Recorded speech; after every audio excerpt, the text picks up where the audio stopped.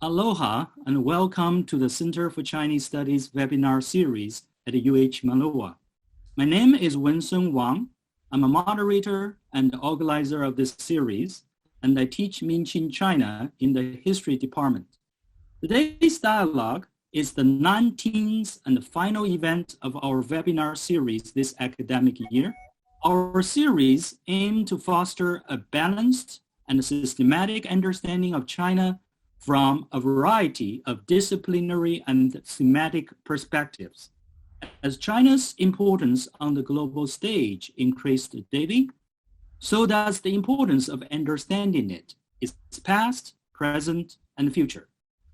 Today, we are so honored and thrilled to have two of the world's most renowned China scholars and world historians with us today.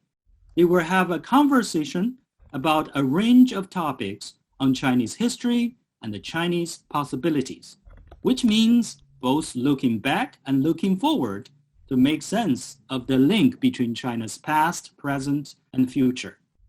We really cannot ask for a more exciting event with a more appropriate topic to conclude this year's webinar series.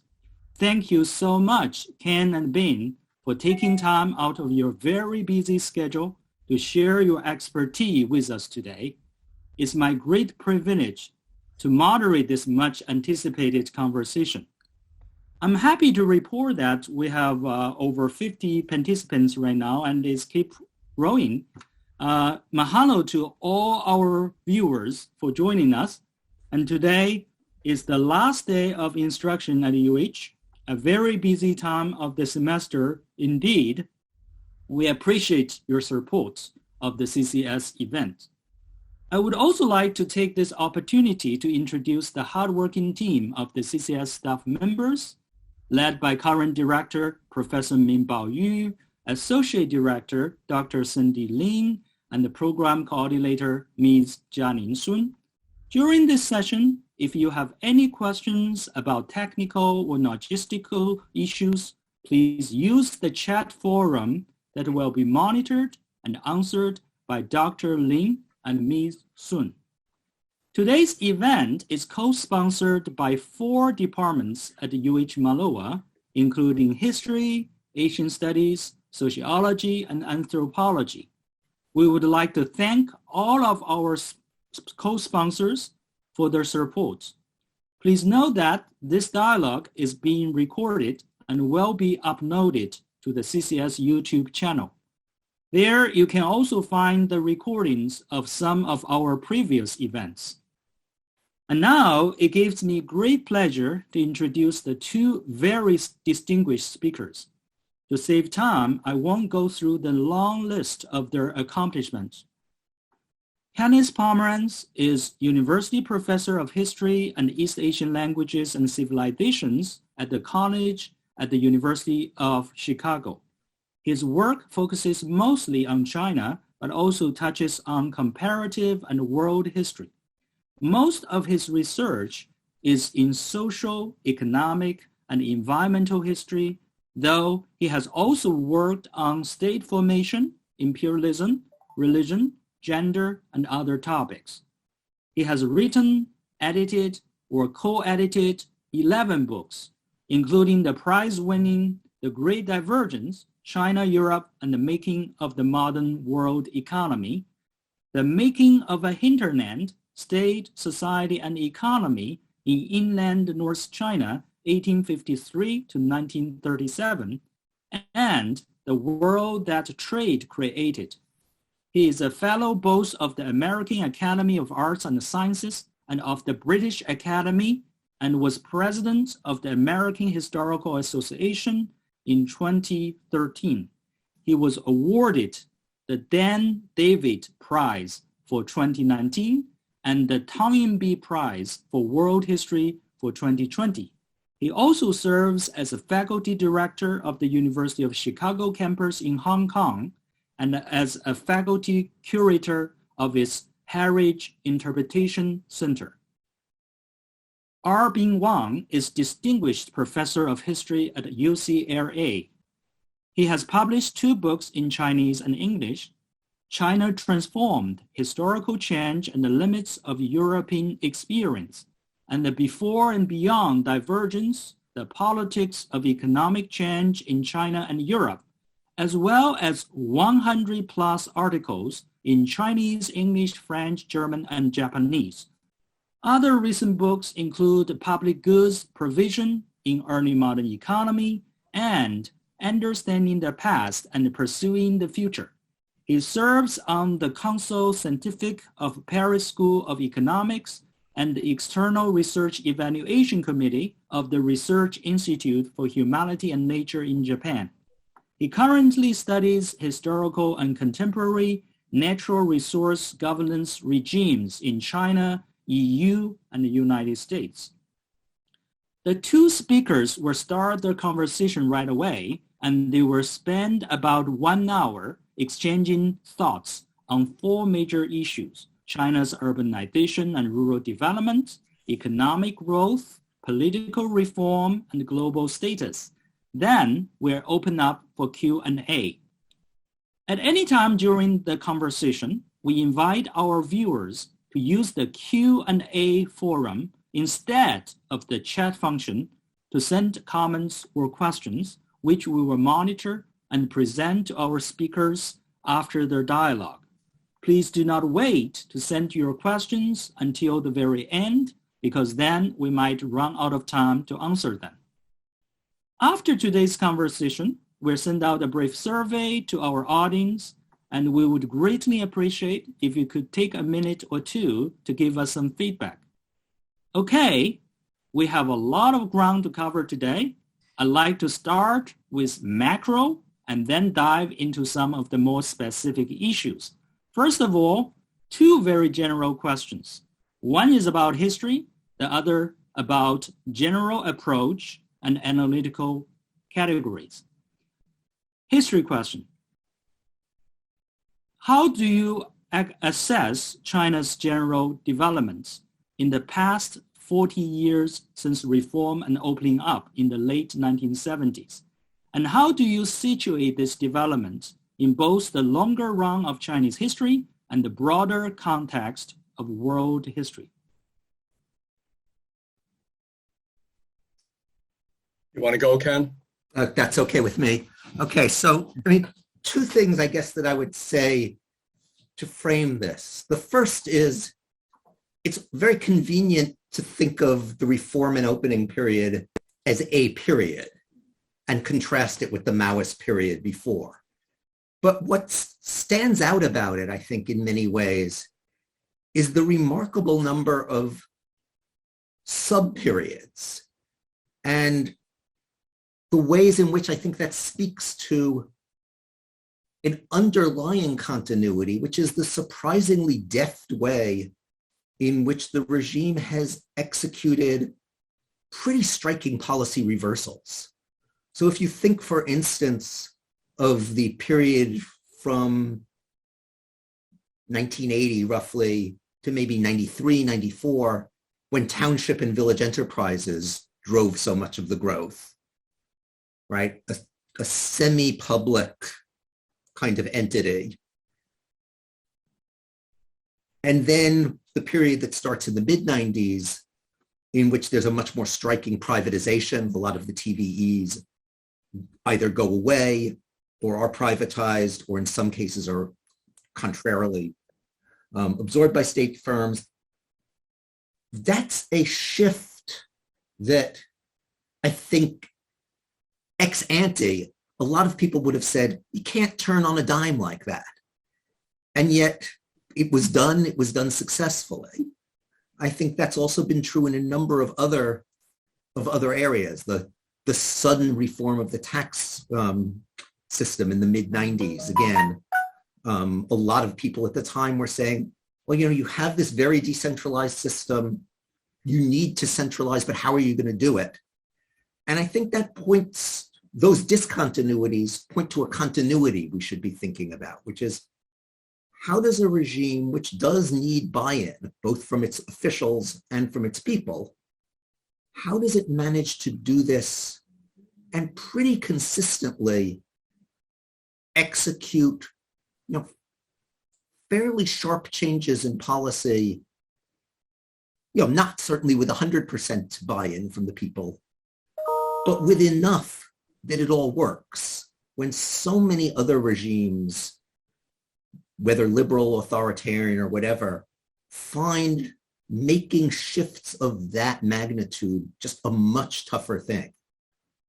So that's, I guess, well, maybe I've said enough, and that's a place to stop and let Ben talk, and we can come back. Thanks, Ken. I think I'll just follow up from that and suggest that one of the implications of Ken's comments are for us to look more deeply into history, which I think was part of what Wen-Sheng was asking us to do.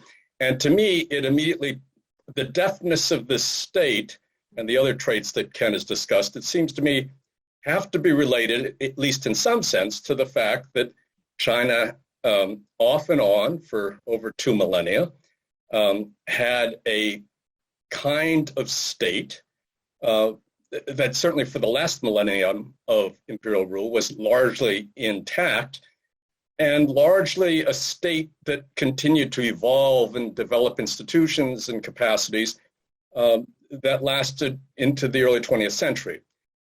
And I certainly would argue that China is one of the only, if not the only, country in the world that is previously a territorial empire that has become a so-called modern national state, in part by relying on principles and practices that earlier rulers and people had become accustomed to and favored using.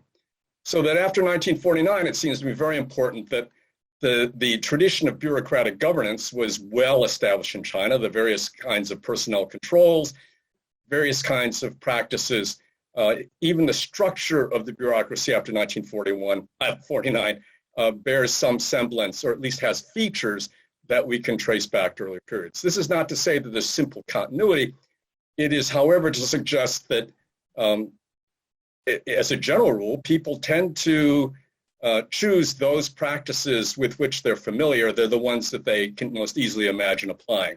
So this is not the place and time to try to delve deeply into that, but to argue the key feature of the state that exists after 1949 that did not exist before the 20th century was the formation of a single party. And certainly this happened before the communists took power. The Kuomintang, certainly in its Nanking decade, aspired to be a one-party state. It did not completely succeed, to say the least. But in any event, China after 1949 has two major kinds of systems. One is a government administration, a bureaucracy, and it has a party of profound ambition, capacity, and complexity. And the two of them together, I think, explain to us in varying ways, from 49 to the present, the ways in which China is being governed, and the ways in which people react to that governance. So I would stress that, speaking of the last 40 years in particular, I would note that it is indeed a period of, in world history, the fastest and most prolonged rate of economic growth that we've ever seen, especially affecting so many people. The final comment I'll make right now, I'm minding time, is that one of the challenges we have in thinking about China, and it's changed in the last 40 years, is to recognize it's the size of the European Union with about 50-60% more population. And so when we think of the scale of the transformations, spatial scale, demographic scale, as well as the complexity of what it is to see variation across a landmass that large and a population, both large and diverse, it bears witness to the fact that this is not, it's a country only because we live in a world where we recognize national states. If we think about China as world region, as I sometimes do, we can look at processes other than the political in terms that we would have to look at more than one, certainly more than one country in Europe. And Ken and I have each stressed this perhaps ad nauseum since the late 1980s. So I'll stop there. Thank you very much. I think those are very important points. Give us a lot to think about. For me, very quickly, these 40 years, if we look back to the 150 years of Chinese history, this is the only period of significant long period of long stability and development, because all other periods were interrupted by peasant rebellions, foreign aggressions, and warlord fightings, and political campaigns, and all kinds of, crises going on. So, but in these 40 plus years, it is an extended period of development and economic growth. And if I can press on the world implication of China's development a little bit, so the Chinese interpretation of this development is national rejuvenation, or the great revival of the Chinese state, because it's not a brand new phenomenon, because before 1800, the Chinese economy was mostly the number one in the pre-modern world, followed by India. Sometimes India was the number one. And what do you think of this kind of argument? Okay, China has been there before and we are coming back. This is the greatest coming back, in world history in the past 40 years. What do you think of this? If you want to frame it in those kinds of national terms, then I think that's almost indisputable. Again, because in part, as Biden said, there just aren't other nations, except for perhaps India, on a comparable demographic scale. There are only a handful on a comparable geographic scale. And it stands to reason that if China is reasonably unified and stable, at least by whatever the standards of the period we're talking about are, and if it is technologically not behind, which for most of history it wasn't, except for a somewhat aberrational period in the 19th and first 2/3 of the 20th century, it is going to be an extraordinarily important power. So in that sense, yes, the rejuvenation story stands.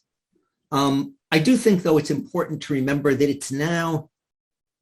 it means something very different in the 21st century to be the greatest or among the greatest powers, right? I mean, we all know that in earlier periods, things did flow from one part of the world to the other, right? Silver flooded into China, tea went out, et cetera, et cetera. But the degree of interconnection in our current world is unprecedented.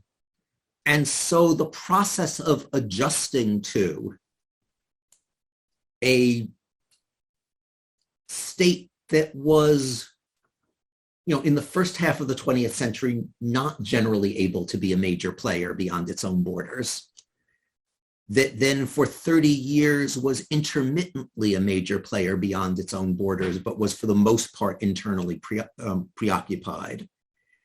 And now a state that is very much going to be, and already is, a major player beyond its own borders. That means something very different.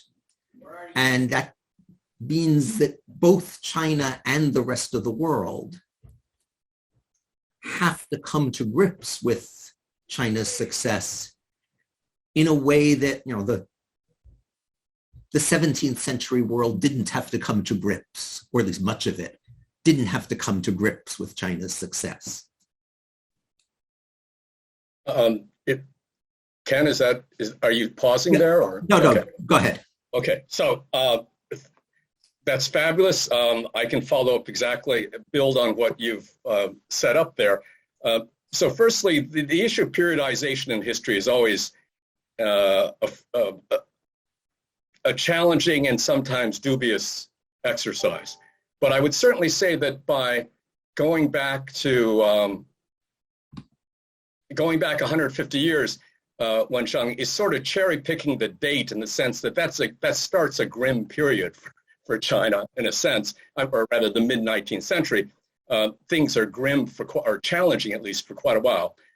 So if we go back, say, to 1720 or 1700, certainly the 18th century, we see many markers of an early modern set of successes in terms of political stability, for that scale, for the demographic and spatial size of that region, dramatic. So for me, before the 19th century, we really can think more of regional worlds. And as Ken is saying, the increasing connection between places turns them into world regions. So what I want to stress is the degree to which China comes pretty late into anything that's really global, other than the connections it has via maritime and overland trade, both with other parts of Asia and certainly its connections, well, actually going back much earlier with what we now call the Middle East, and only in the early modern period does it start including Europe especially. But the larger point is that I would leap forward to the 21st century and argue we are living in a moment that's at least 2 decades old now, and when we see the first non-Western power that has exerted both a profound economic and geopolitical presence across the globe, moving into other world regions. This is unprecedented. When Japan was the second largest economy in the world, it was absolutely constitutionally and philosophically opposed to any kind of military presence in other parts of the world.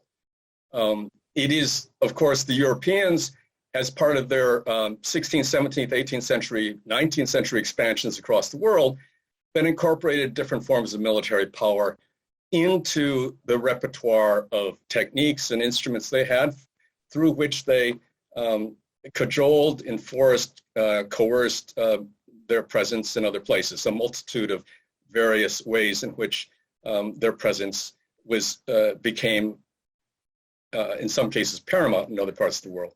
But the point is, today we have a different kind of situation. And as Ken was saying towards the close of his brief comments, this is a situation the world has never confronted.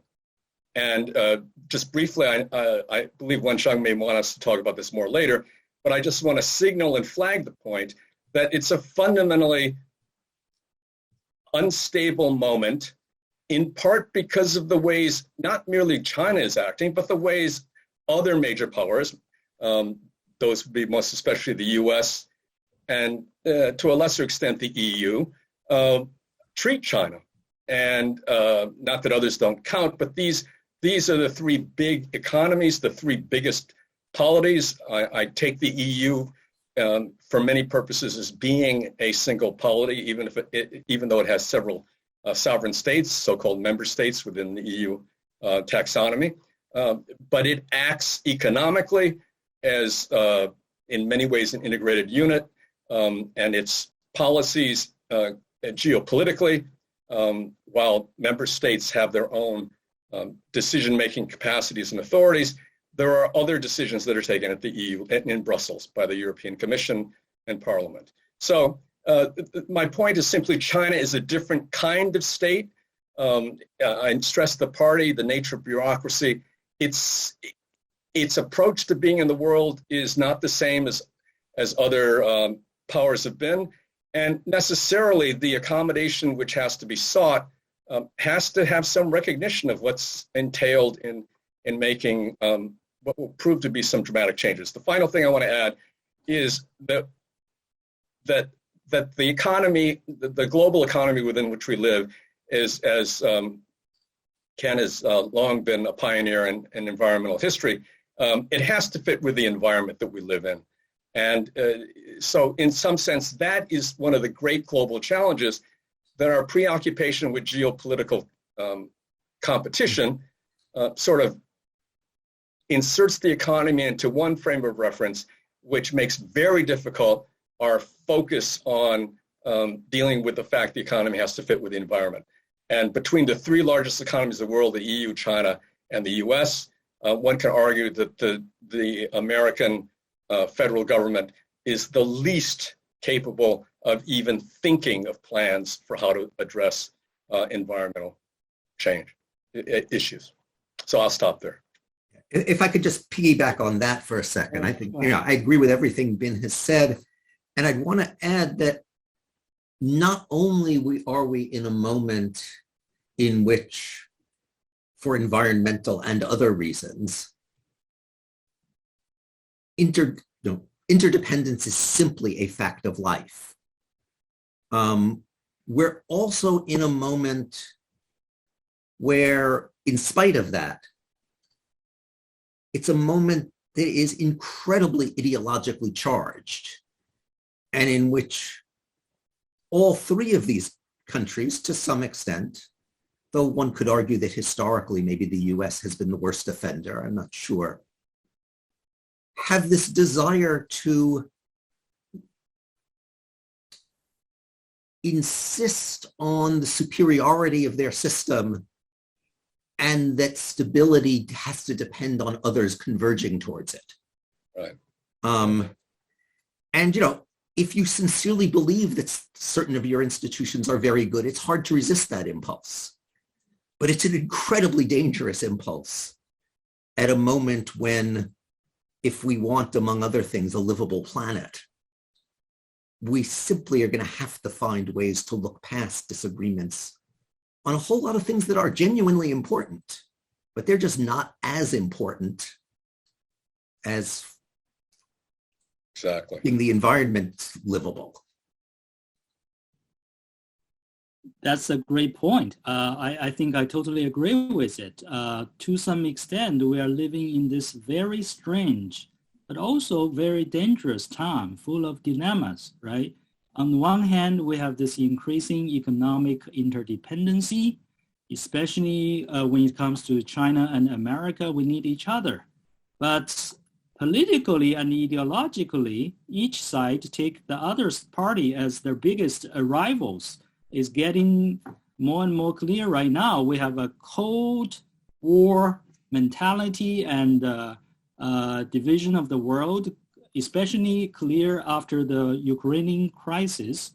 So we need to find a way to coexist and manage the very competitive relationship.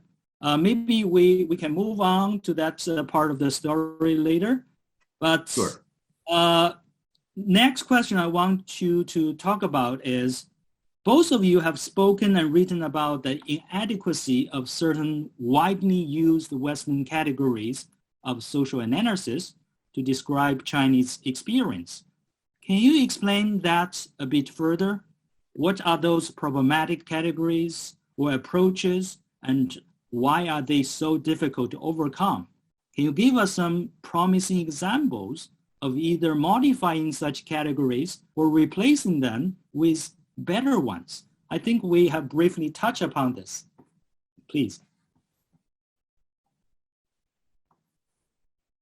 Ken, you want to? Right. Okay. Well, I'll start, but I'm actually going to start with some of Bin's work, because I think one of the things, Bin wasn't the only person to do this, but one of the things he's been very important in for 30 years now or so, is reminding us that the state-society binary, which is so essential to both the Weberian and the Marxist traditions in Western political and social thought, just doesn't really describe Chinese realities, either historic or contemporary, all that well. That line is much blurrier than it is in mainstream Western models. Now, you can argue that maybe when you look closely in the West, it's also blurrier than in those models. That's another story. And I think sometimes part of the merit of seeing how certain familiar categories don't work all that well in China is that then once you've opened that box, you then come back and say, hey, wait a minute, actually, how well do they work in their original homeland either? But I think that's certainly one that hasn't worked very well. I think one, on the other hand, that's kind of promising, and again, Bin has talked about this, but he isn't the only one, is the notion of taking seriously the idea of China as a campaign state, as a state in which both in the Qing, also in the Republic, though generally less successfully, and in the PRC, the state, in part because of the different nature of the state-society relationship, has often proceeded by the mobilization of mass campaigns, campaigns that often violate a kind of Weberian notion of bureaucratic division of labor, specialization, expertise, et cetera, being the way you get things done. And that, have sometimes actually had problems for those reasons, but have also often gotten a whole lot done. We need to think about both the historical question there, how much does it matter that you've resorted to that method before in making it viable in the present, but also think about, even if you just restrict yourself to the present, what are the strengths and weaknesses of a state that has that option in a way that the vast majority of Western states simply don't?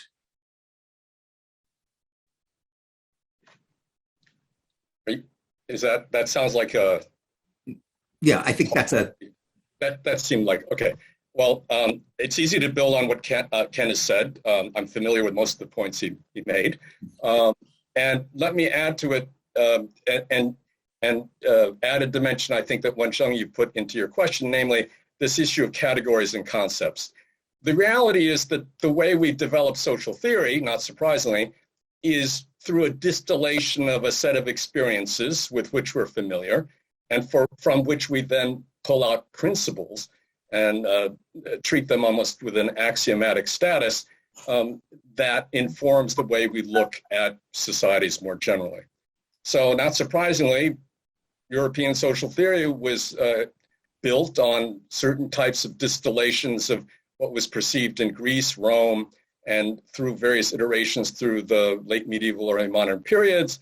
But you can trace from Cincinnatus through Thomas Jefferson to the 20th century certain lines of reasoning or that can be pulled on, certain threads that can be tugged upon to weave, stitch into a fabric that defines contemporary ideas and institutions within American society today that have a long history that go back to parts of Europe.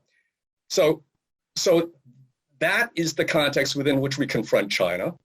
And we constantly have a challenge of trying to understand China. This is true for other world regions that aren't pure developments out of a European kind of tradition. And by pure, I mean, I would count in this white settler societies, mindful, of course, of all the native peoples, many of whom were dispossessed, some of whom were annihilated, et cetera, et cetera. I'm not saying there weren't other traditions in North America, South America, or other parts of the world. But the degree to which the dominant set of ideas and institutions derives from a cluster of possibilities defined by European experience, I think applies to other parts of the world as well. It's what we think of as the West generally. Though the West, it's interesting, the West includes, I forget the Italian scholar's name, but his treatment of South America, Ken may remember, I think you were on the editorial committee at UC when this was published. The Other West, who was that guy? I forget. Somebody starts with a C.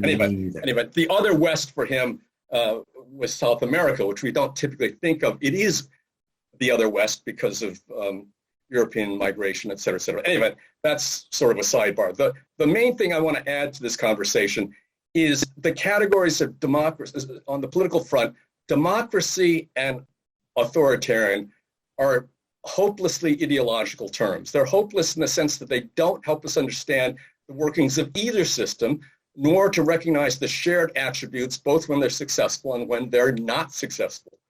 And I would argue, and have been trying to put together in various article-length publications, and the first time I thought of this was with respect to economic issues in a horribly long chapter, about 150 pages.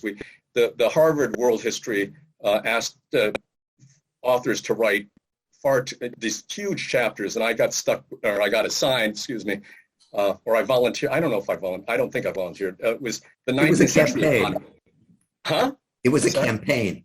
There was a campaign. In any event, the point is that what occurred to me with respect to the economy is however different the institutions, however different the policies of the state, or what all economies in the 19th century world shared that did start to develop in a manner we considered modern in Simon Kuznets' sense, had two features. One, they had some kind of robust set of market institutions from the bottom up, and they had, at whatever moment they started to develop, a government that could create policies that integrated with the market in a manner that supported and promoted the market, not in a laissez-faire sense, but in a sense that it helped develop a market and an industrial economy.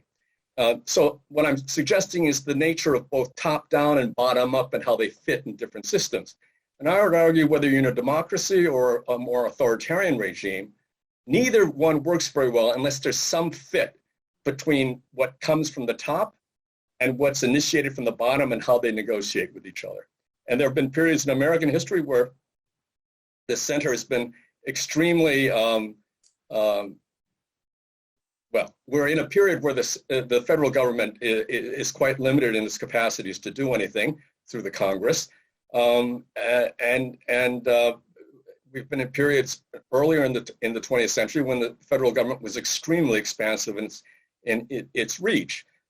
Similarly, in China, we can look at periods when either through choice or not, the central government has been weak in China, and we can see where it's been strong. But even when it's been strong, its effectiveness is only measured, in my opinion, is mainly measured by the degree to which it can solicit agreement and support coming from the bottom up or coming from various diverse parties within society.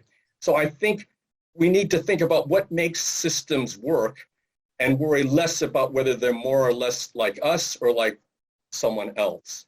I think that sort of simplistic statement is a caricature of any reality, and it not only misleads, but it affirms our biases, as Ken mentioned, for what we think should exist.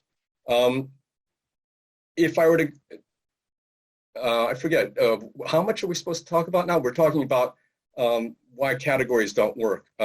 Well, I would say, I'll stop there about the limits of our political categories. Note that economic categories work pretty well, in my opinion, but the intersection of politics and economy do not. In other words, we have real problems thinking about China having state-owned enterprises. We have ideas about the role the state plays that we consider, the World Bank, the International Monetary Fund, the international institutions that are basically built by Euro-American principles and powers.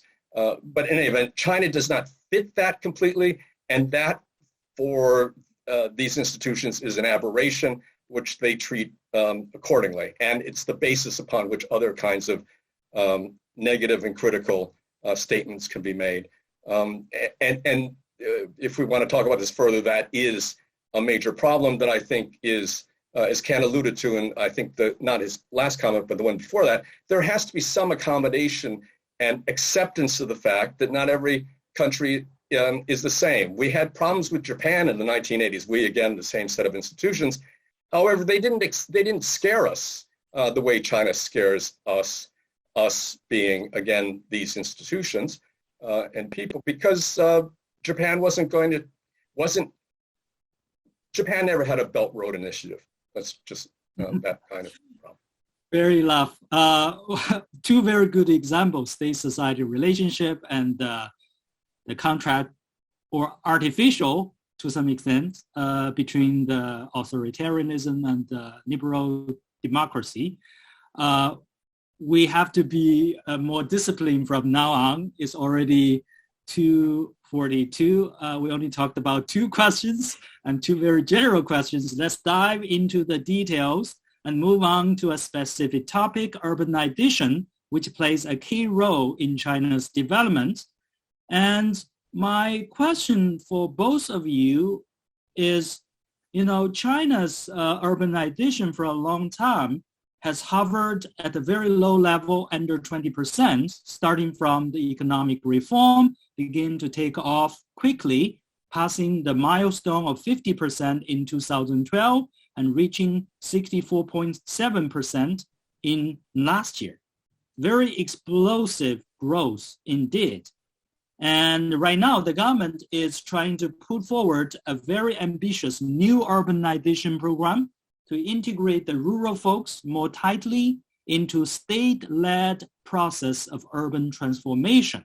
It is estimated that by 2030, China's urbanization rate reach 70%, which means about 1 billion Chinese will live in the cities. Other than the explosive speed and the vast scale, what strikes you most about Chinese urbanization, and what is its unique feature from a world history perspective, if there is any?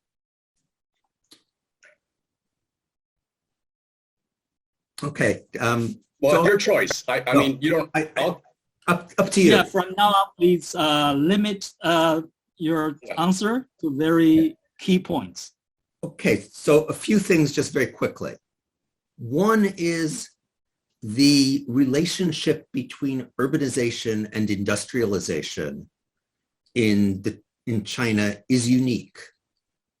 For quite a long time, you can draw a graph that has an average relationship between percentage of your GDP that comes from industry and percentage of your population that lives in cities. And for a very long time, China was the extreme outlier. Much, much less urban than you would expect given the amount of value added by industry.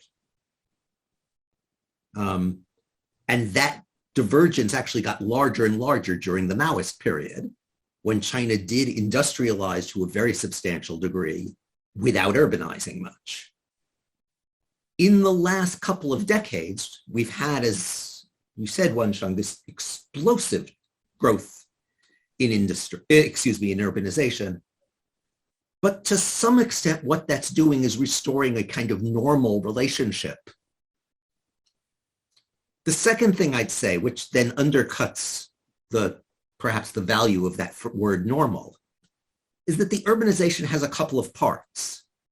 So there's kind of the classic image that we see, which is urbanization through people moving, which has happened on an extraordinary scale, right? Something like 20 million people per year net rural to urban migration at the peak in the first 15 years or so of the 2000s.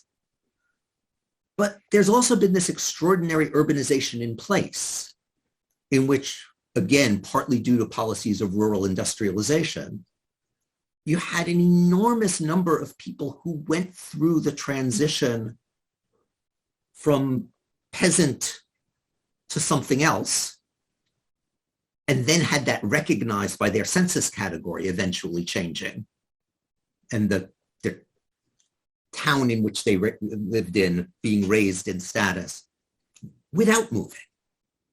And it's also urbanization, but it's a very, very different kind, and has really different implications for everything from people's psychological comfort to the way they relate to their government, to the environmental impact of the urbanization.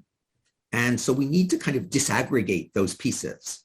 Each of those pieces is still huge in world historical terms, but there are multiple processes going on at once that I think it's a little risky to lump them all together as if they were the one thing we call urbanization.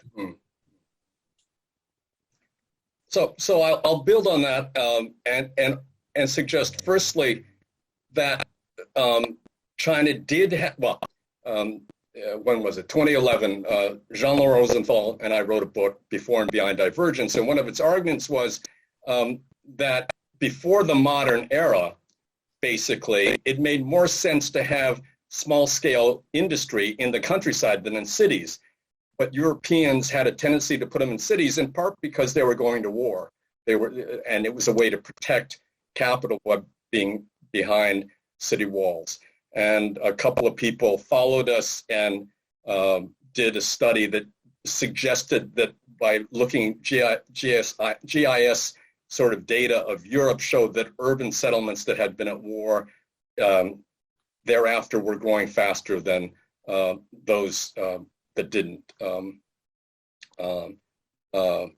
Mark Dinsecco and Onorato, I forget his first name, an Italian. Anyway, the point is that China did get industrialization. A lot of it was rural, and even in the first 20 years of the reform era, we see a lot of the township and village enterprise is both rural and small town. And as Ken said, many of these areas were ones that then became increasingly urban. But the point I want to make is that China had a different pattern. It's related, in my opinion, to some geopolitical reasons that changed a kind of path-dependent set of opportunities and assumptions that people made thereafter, not merely in Europe, but it also shaped urbanization in other parts of the world as well, much of which, for instance, in the US and South America, was based on large-scale migrations from Europe to both of those continents.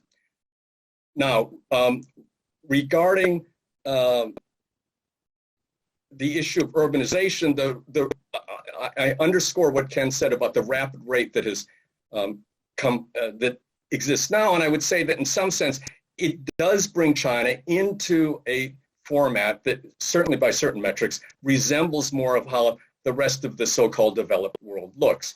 China's achieved this absolutely through incredible planning. It's worth noting that in 1949, the severe separation between rural and urban was institutionalized, and that there was a continuum between rural and urban in earlier periods of history. So this is sort of a recapturing, and then the transformation that follows, what I would argue, in some sense, catches China up or makes it more similar to other places that have developed modern economies. So I'll stop there. I hope that was not too long. Right.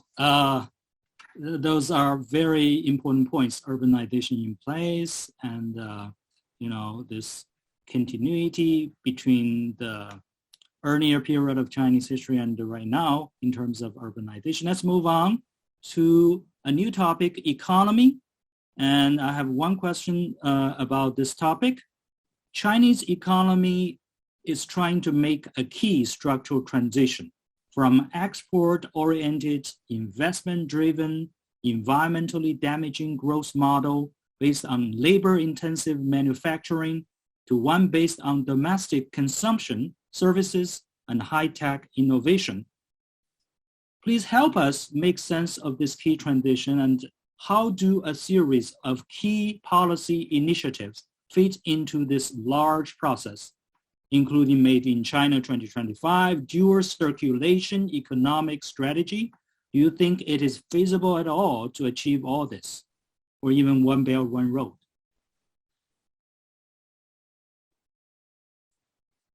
Gigantic question, I know. Yeah.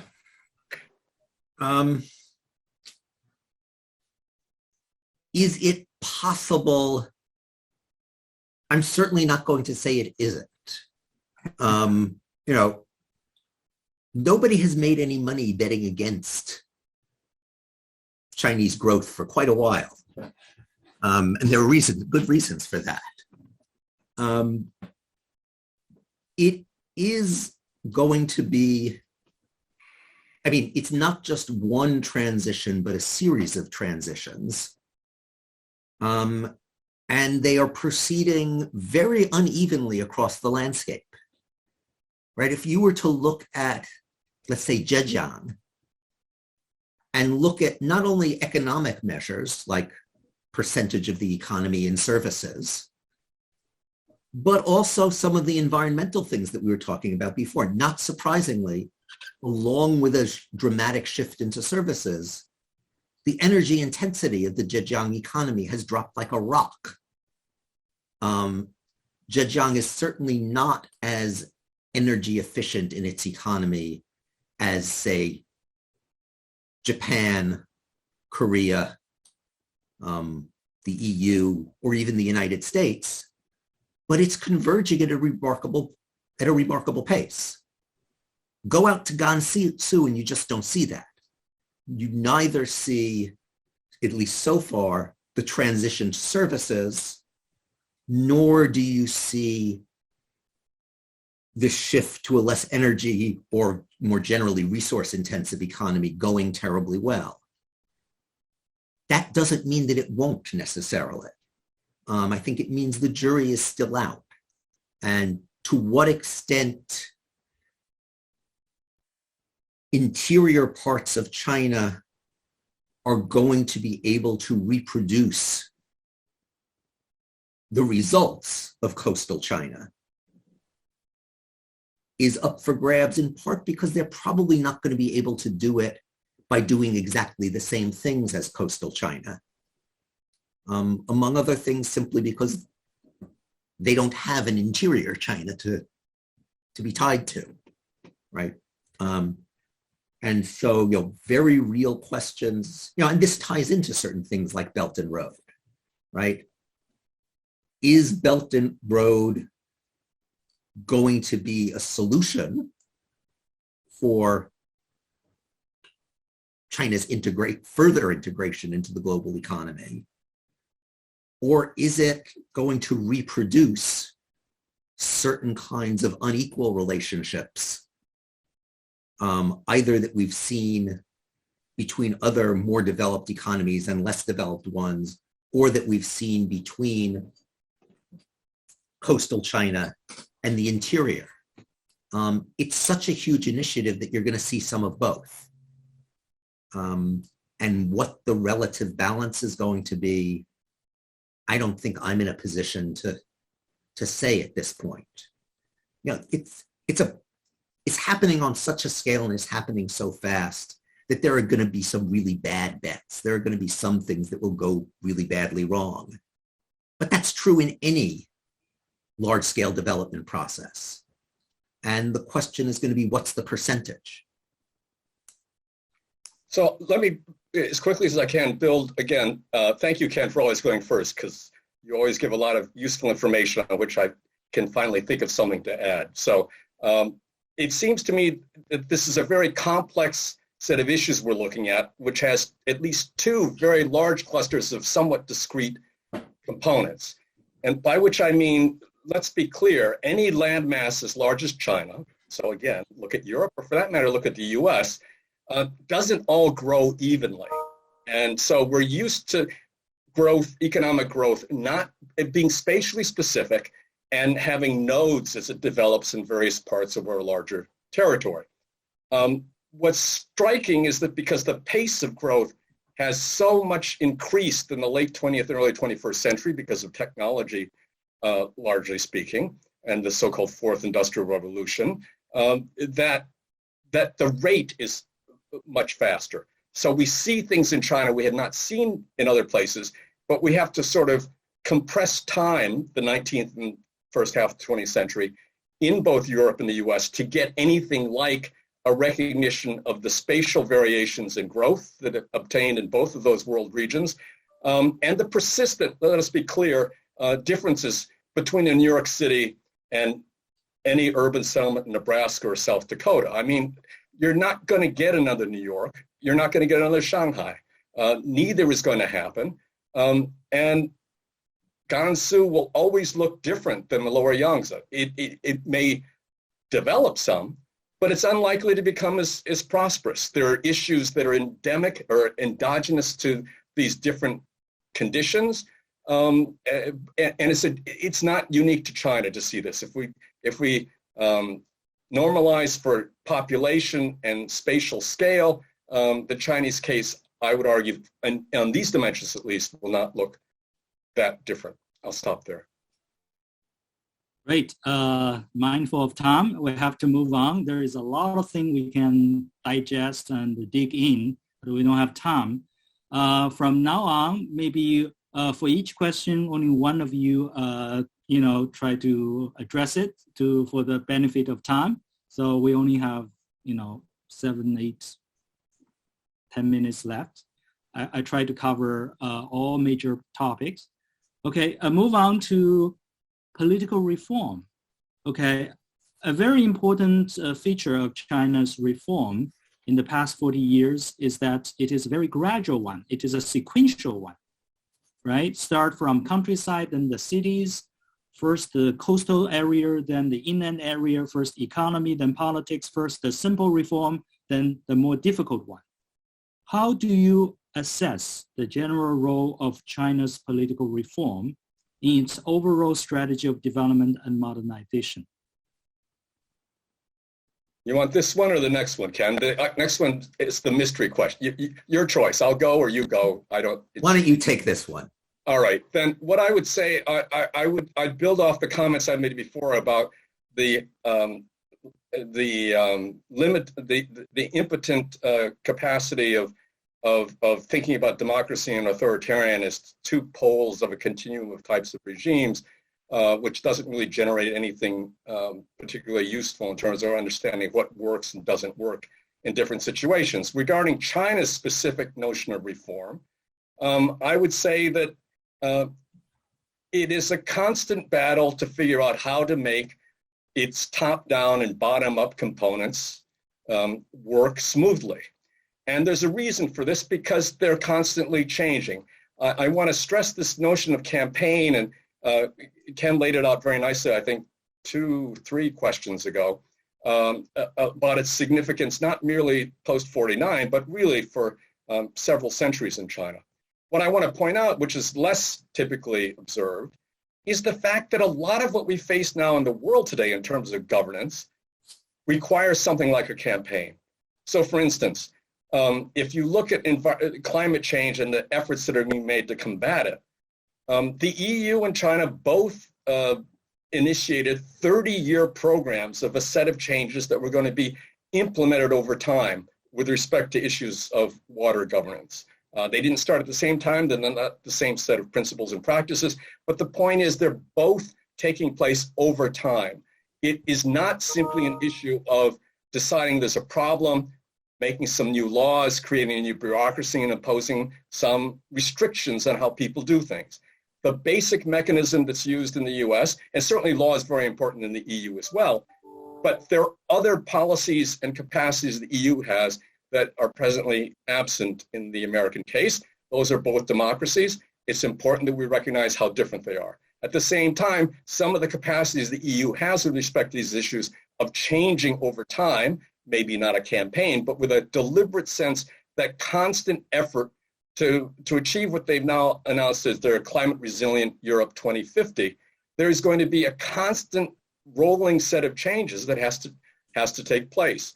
Similarly, if China is going to come close to what it seeks to achieve in terms of bringing its economy within the environmental possibilities it faces, which are much more severe than those within Europe, it too will have to continue to make changes.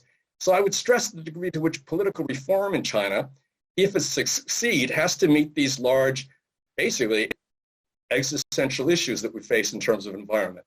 And I would argue that China is making efforts. Whether it succeeds or not, I'm not going to bet for or against China. I think we all have an interest in China succeeding, just as we have in the EU and hopefully someday the US having some set of policies that address these changes. It's basically in our collective interest. So I'll stop there. I know we don't want to spend too much time here, but I do want to just add one more thing to what Bin has said, which is that when we talk about China in particular, we also suffer, we the analysts, suffer from something that I think is both a conceptual and an empirical problem, which is that, as Bin said before, there's a party and there's a state. It's much easier to learn about the state than the party. And analysts tend to either solve this problem, quote unquote, by just saying, oh, well, in a one-party state, they're the same thing. which they aren't. Or to say, well, let's look at the one that we can see, which is more often the state than the party. And that's a huge problem too, because darn it, the party is important, right? It's not just a disciplinary mechanism for the state. It matters in its own terms. And I think we're really behind, for excusable reasons, but we're really behind in understanding how the CCP works, both for better and for worse. Yeah, that's true. A very important point. Okay, we have to move on and to a new topic about global status of China. And for this part, I'd like to focus on China's relationship with United States, which is falling to the lowest point since the normalization of this relationship in the 1970s. So the question is, how should the two countries manage their strategic competition in the 21st century without putting the whole world in danger? Is there a role for academics to play in improving this situation? Okay, I guess this one is mine, right? Lucky me. I think one of the things that is really important is something that's been implicit in a couple of Bin's answers, which is that the United States in particular really has to get its domestic act together. That there are lots and lots of cases involving, everything from TikTok to Confucius Institutes to you name it, where essentially what the United States does right now is it complains about Chinese actions.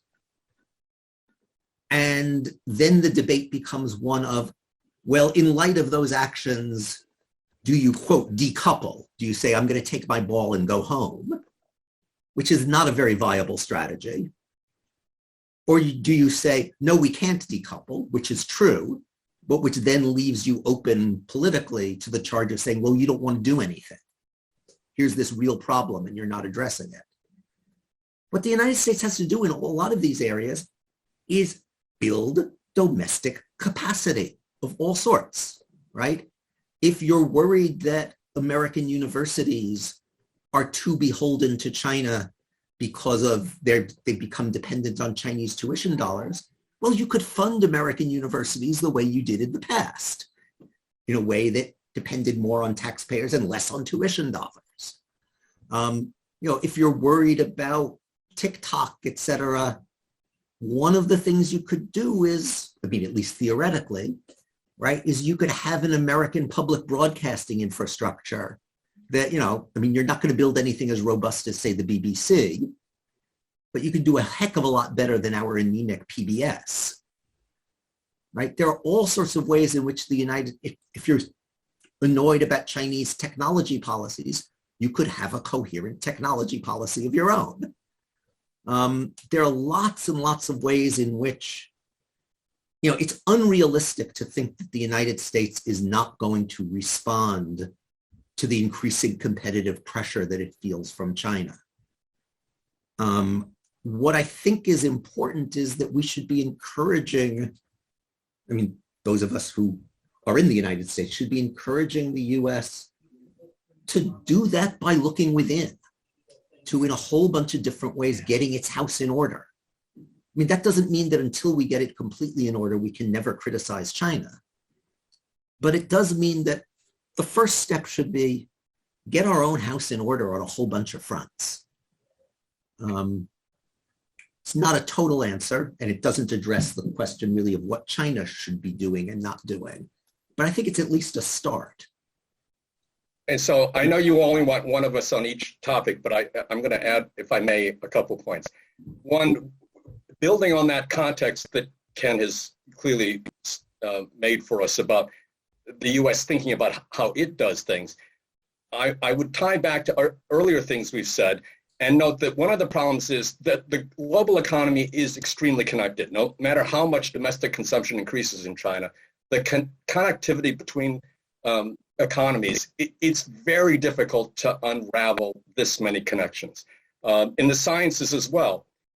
After all, it's the sciences that remind us how much we're connected with China and with other places as well. Scientists have long been connected in their projects globally. So those connections will stand. What interferes with them is, in my opinion, not so much economic competition, but the manner in which that is transformed into geopolitical competition. And the danger there is that, again, let's go back to European history. The European export of military capacity and coercion from the early modern period forward brought military force firmly into the connections that were forged across the world. And let's be clear, the US has built its post-World War II presence globally through its military bases. We don't talk about it that much. It's not useful in polite company, but it is a profound military presence in many parts of the world. And that is something that's, insofar as we acknowledge that as Americans, we accept it as that's just part of what our government does, but it's not clearly necessary to create a stable geopolitical order. I know there are all kinds of theories that tell us it is, but I'm going to suggest that given the rise of a country that does not obey the same cluster of norms that we take as necessary, we're going to have to show some flexibility and capacity to negotiate and decide what will become normal, or we'll watch the system not merely change, but potentially collapse, which would be in no one's best interest. Thank you very much. Great point. I totally agree with it. Let's move on. And before we open up to our audience, I have one final question to ask you to bring together some of the threads we have been talking about. That is about the Western understanding of China. The West faced a huge intellectual challenge in understanding the true China. They always make the wrong prediction, and they were often baffled by China's changes, policies. So what are some of the most important things that you think even educated Americans tend to misunderstand China? And what should be the right intellectual approach toward China?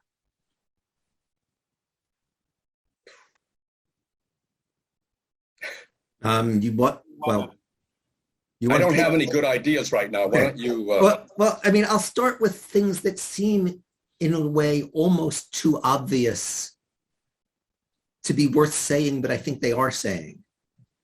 And one is, I think, overwhelmingly Americans, knowing that China is not a liberal regime, assume that it is therefore a highly centralized regime. And we all know that in certain ways, yes, it is. It is. And in other ways, it isn't, right? You know, as Bin keeps saying, the system only works to the extent that top-down and bottom-up processes mesh rather than clash. And I think a lot of Americans have this notion that if you're not a liberal regime, there aren't bottom-up processes that matter. And we all know that in China there are.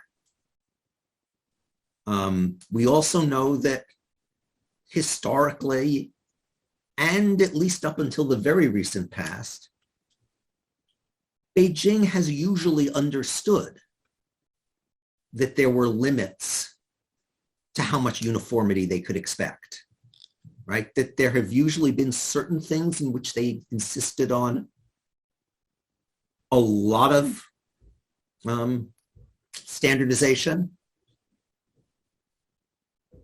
And when they have done things and when they have chosen those things, they've often been able to reach down to the grassroots and get remarkable degrees of discipline on certain things, right? Including things that it would have been very hard to imagine getting comparable degrees of compliance in most other societies, the birth control policies being perhaps the most obvious one.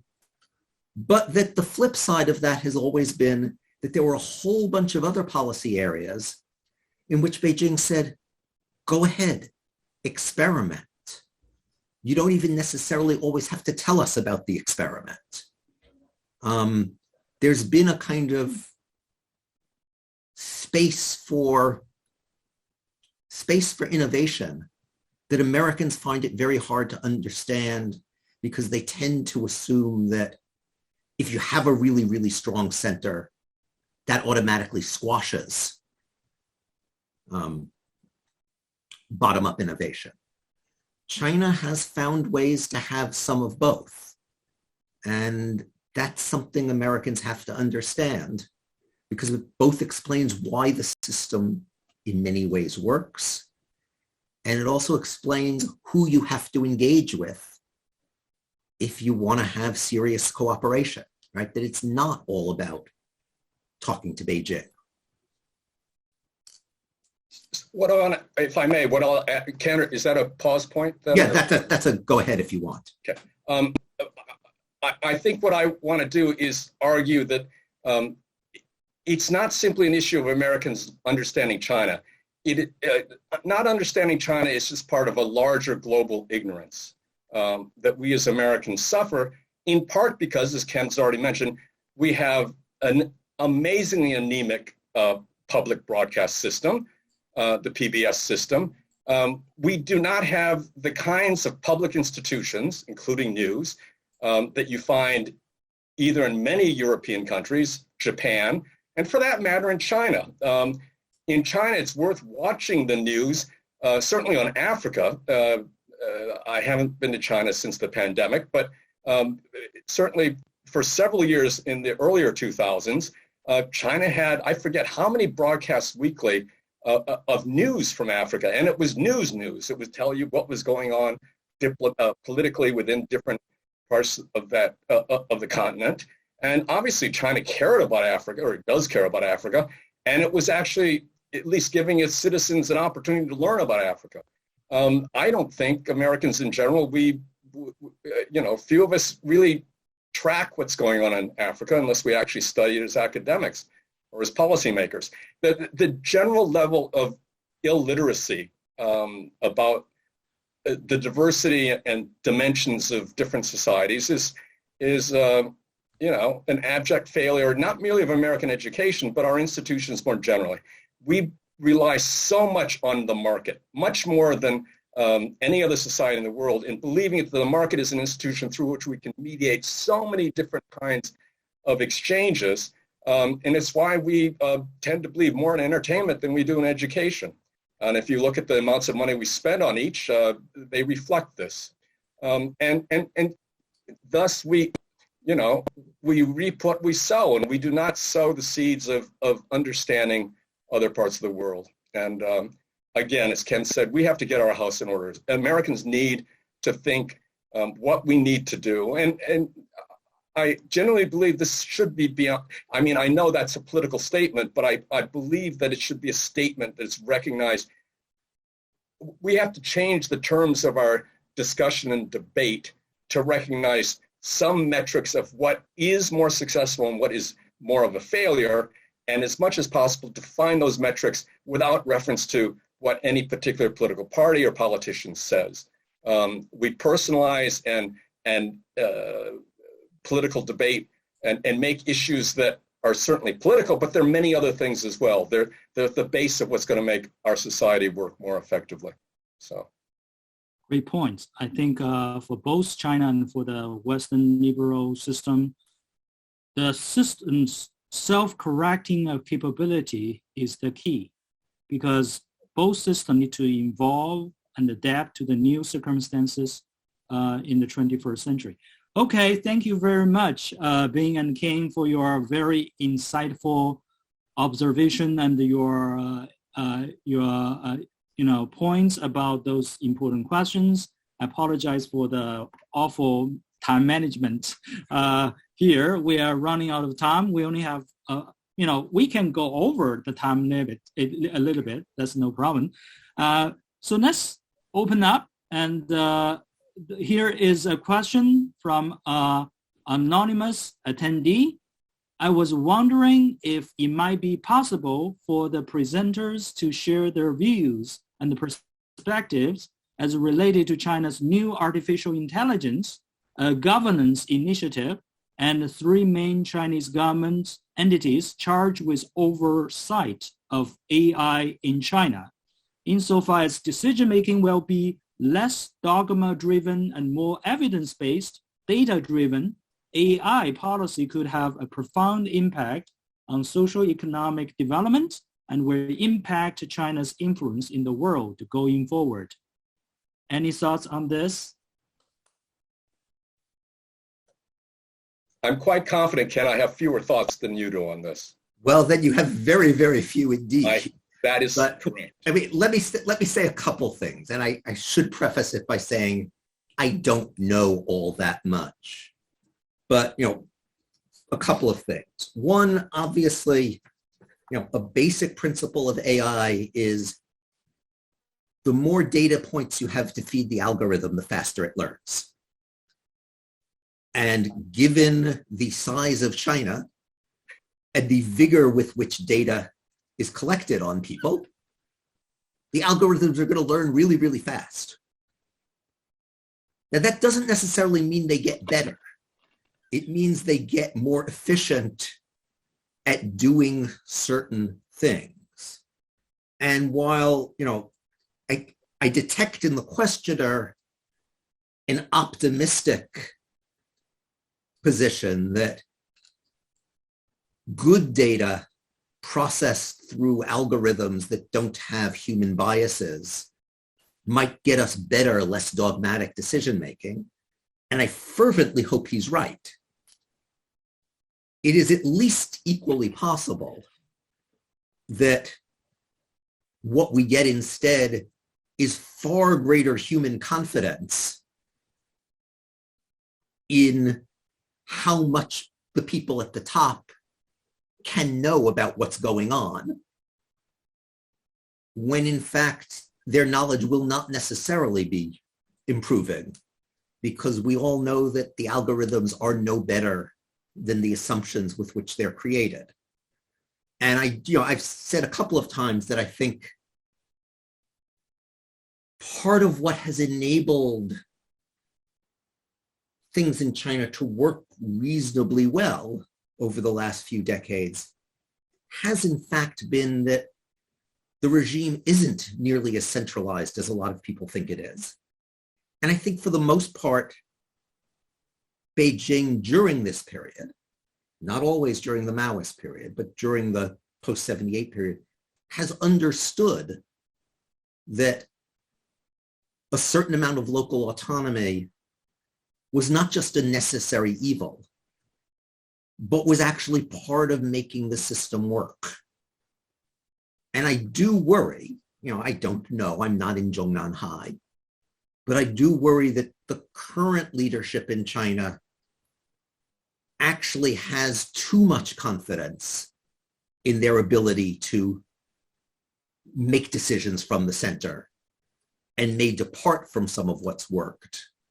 And I do worry that AI may contribute to a false sense of confidence that could lead to that kind of miscalculation. Again, I say this in large part from ignorance, but I think it's at least a plausible fear.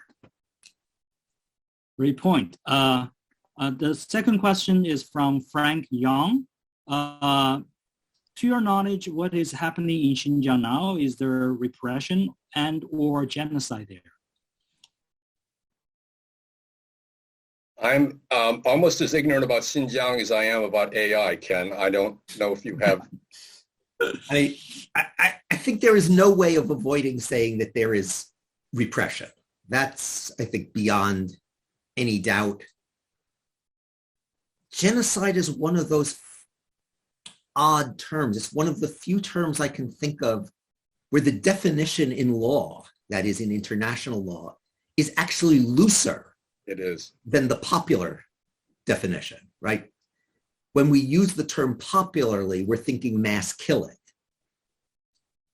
The definition in international law covers a whole bunch of other things, including making it difficult for a culture to reproduce.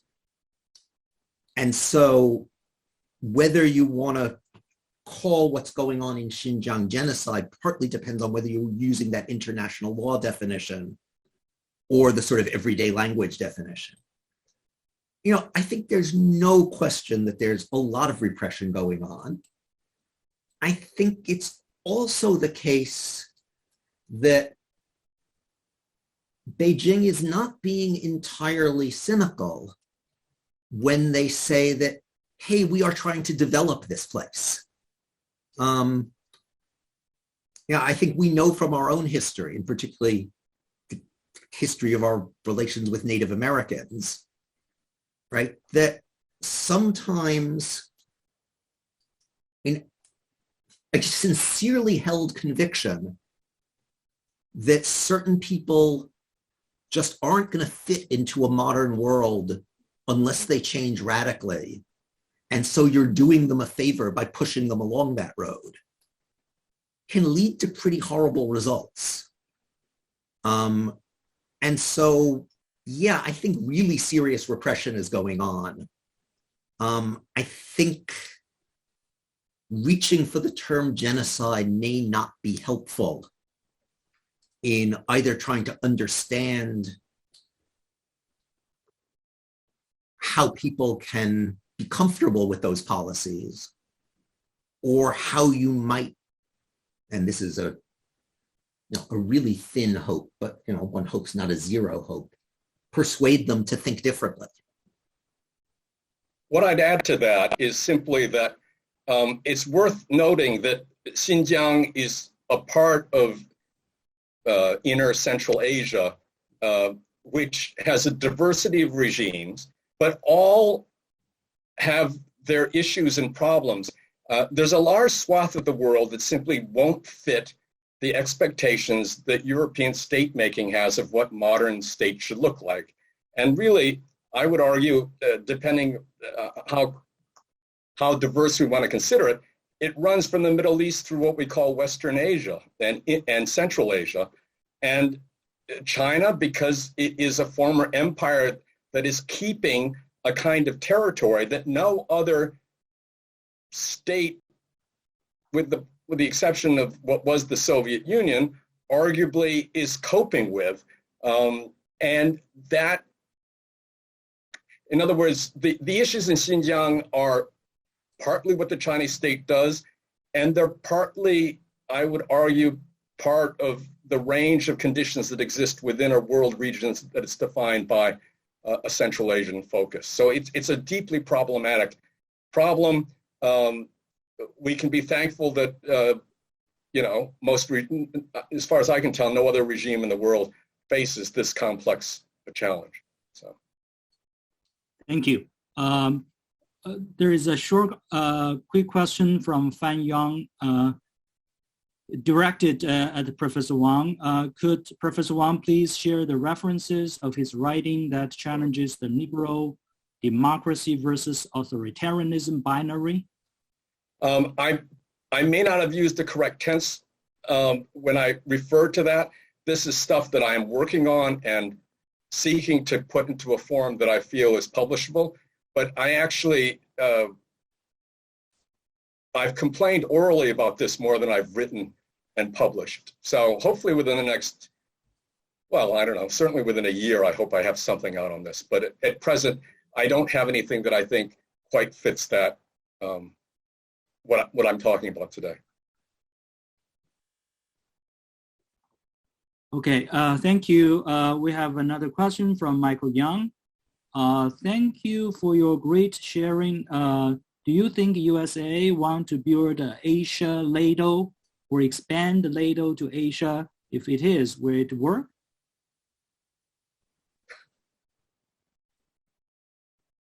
I'm sorry, I missed the question. What are we talking about? The expanding? Extending NATO into Asia. Oh. Yes. In other words, the North Atlantic is going to become part of the South China Sea, I guess. I'm not sure. But. Yeah.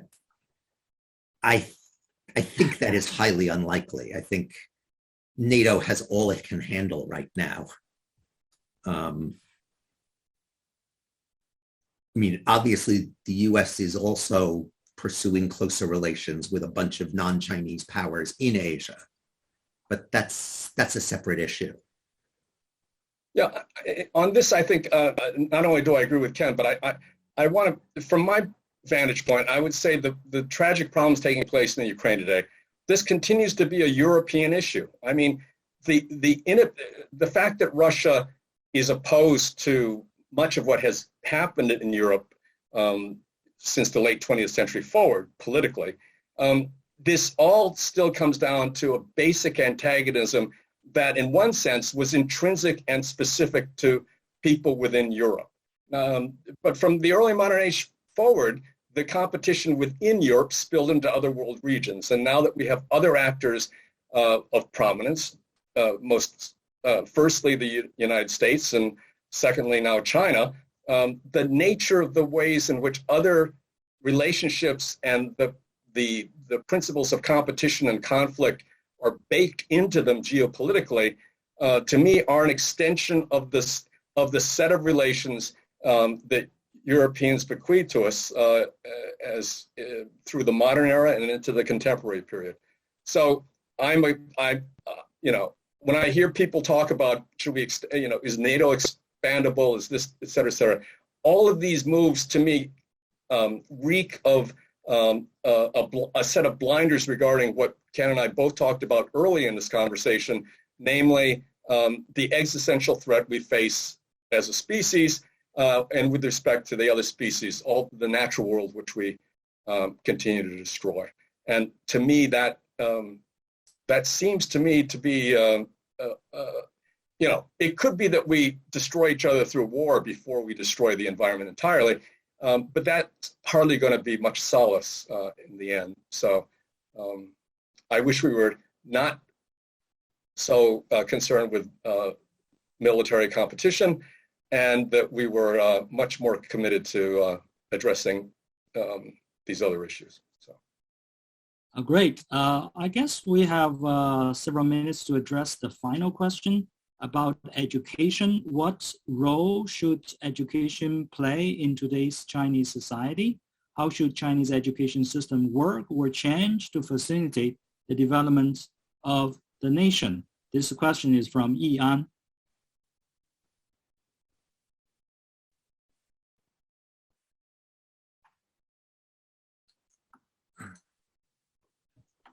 I'm sorry, Wensheng, I was reading someone else's comment as you thought. This is about Chinese education, was that what it was? Yes. What role should education play in today's Chinese society? Okay. And how should education system work or reform to facilitate the development of the nation?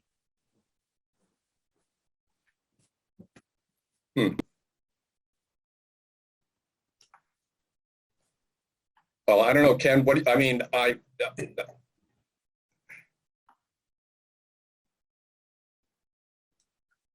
I think, yeah, go ahead. I mean, I'll just say two things, which are both, small points, and at least the first one I think should be non-controversial. So China, like many places in the world, has enormous educational inequalities. In China, they are partly urban-rural. And certainly one of the things that you want to do for the sake of the nation, and simply because it's right, is you want to find ways to bring the schools in more of rural China up to a higher standard. The really brutal choices that families have to make about relocating themselves, splitting up the family, etc., in order to give their kids a chance. That just shouldn't be the case. And it will not be cheap, it will not be easy, but China is no longer all that poor. There should be ways in which there can be at least some leveling up, rather than the current focus, which seems to be on leveling down by attacking private schools and so forth. The second thing I'd say, which is a pretty small part of education, but I think it's not trivial. And since both Bin and I have spent part of the evening kind of encouraging Americans to try not to think so much in liberal versus authoritarian terms, I will say one thing that will sound like a typical liberal complaining about authoritarianism, which is that I think within the field I know best, history and social science, the emphasis on so-called patriotic education has been a really bad thing. I am really struck by the number of, by many standards, extremely well-educated Chinese who have some really striking misconceptions about the history of their society, which again is not to say that Americans, for instance, don't as well, but because we're doing it badly is not a reason for somebody else to do it badly. I could go into more detail if we had more time, but there have been some, I think, occasions where I've really been stunned by the degree to which certain very well-educated Chinese were unaware of certain really pretty basic things. I'll let Bin talk, though. If there's time, there's one anecdote I want to throw in at the end, which I think reflects the problems in both countries. I'll underscore what Ken said about the problem with education and do so with reminding us that this is May 4th. And I think for many of us, the first decade of the 2000s, as well as the second half of the 1990s, was a remarkable period in China for the diversity of kinds of books one would find in stores. People read books in China, and education was quite, at least compared to contemporary standards, much broader in terms of the kinds of content and discussions that took place. And that universities in particular were places where within an oral conversation, any number of topics could be entertained. And there was a liveliness and I think an understanding, at least among people who were privileged enough to be in those situations, wherein they tended to learn a fairly broad range of things. That has closed down dramatically, and it is to China's detriment that this has happened. It precludes the capacity to really develop an understanding of the rest of the world. American ignorance isn't limited by that kind of straitjacket, but we have created ignorance through other mechanisms. But China, and on the urban-rural inequality, I stress the important book that Scott Rozelle wrote with Natalie Hell, Invisible China, published by the University of Chicago Press, for the deep problems that exist in the inequalities between urban and rural. I'll say that, but if I may, I want to add to that the fact that every #1 central document by the Communist Party and the State Council, the big document that comes out at the beginning of every year, has stressed agriculture for over a decade, or at least had agriculture be, that is rural China, be a major part of the overall policy focus that was to be intended not merely for that year, but for years succeeding it. And it's not through lack of awareness of the challenge that China has this problem, but arguably it's because it's one of the few countries that's had such a large rural population for a long period of history. And the transformation of rural populations into urban populations, into modern economic populations, has never gone completely smoothly. And that's why we still have asymmetries in even modern economies, and we have price supports in the EU, in the US, and Japan, that is subsidies for agriculture. There are certain structural problems with how economies have developed in the modern era with modern technologies, and they persist today, and we see them extremely visibly in China because of the rate and the dramatic urbanization that's taking place. So. Great. What a lively discussion. Unfortunately, we are running out of time, so we have to end the conversation here. Thank you so much, Bing and King, for your great insights and for educating us about those important questions about China, every aspect of Chinese society and its positions in the world. And thank you very much to our viewers and for your comments, for your questions. I still see some questions coming in. Unfortunately, we cannot address that, but I hope you have learned as much as I do in this event. And, hope you continue to enjoying our CCS events in the next academic year. Enjoy the rest of your day and see you next time. Bye-bye. Thank you, Wan Shan.